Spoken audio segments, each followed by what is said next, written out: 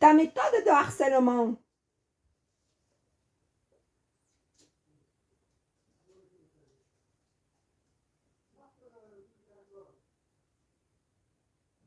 La cible est négativement sensibilisée à un stimulus quotidien qui est ensuite utilisé en public pour lui faire savoir qu'elle est constamment harcelée et surveillée. Des sons, des couleurs, des motifs, certaines actions, jouer avec des clés, tousser fort, des sifflements, des battements de mains.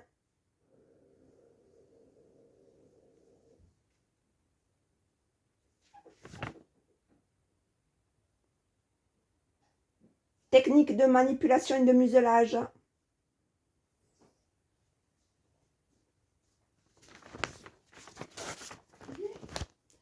La cible est précarisée le plus possible, avec toutes sortes de sabotages professionnels.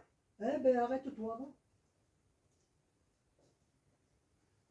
Des vraies opérations de commando. Le harcèlement en réseau vise à maintenir également la cible dans des lieux stratégiques, faciles à observer, pouvant répondre à différents objectifs. Des manipulations sont inhérentes à son habitation et dans certains cas pour l'empêcher de choisir son lieu de vie.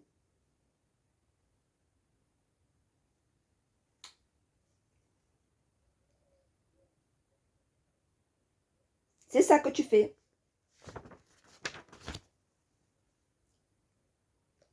Le harcèlement de type construction. Des niveaux de perversité inégales, d'abus de toutes sortes. La violence morale et sa banalisation.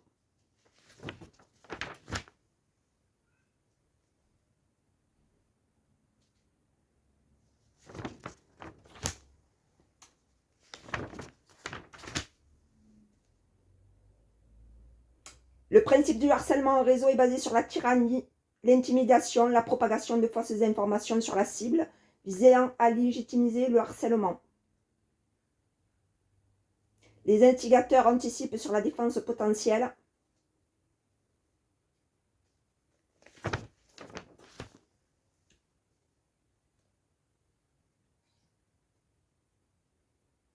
Dans tous les cas, les personnes sont manipulées pour être motivées à obéir. Les personnes manipulées à agir ainsi fonctionnent également dans ce que l'on appelle la rationalisation.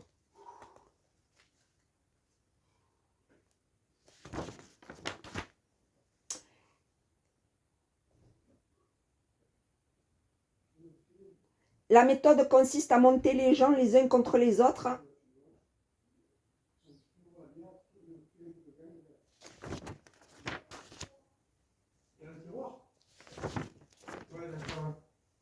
Dominer, exploiter.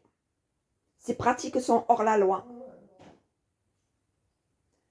Le gang stalking sert à les empêcher de faire valoir les droits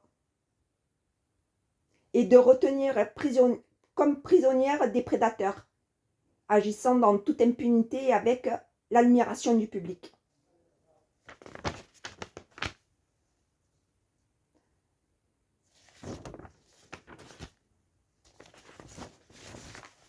Tu vois, c'est ça que tu vas aller au tribunal?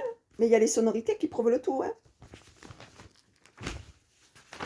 Sabotage, destruction, tu vois, tout est dit hein, dans ton harcèlement, hein, avec tes gendarmes. Hein. Et les dépôts de plainte qu'il ne faut pas qu'ils atterrissent sur le bureau d'un juge, procureur ou magistrat. Donc si tu veux qu'on aille au tribunal, il n'y a pas de problème.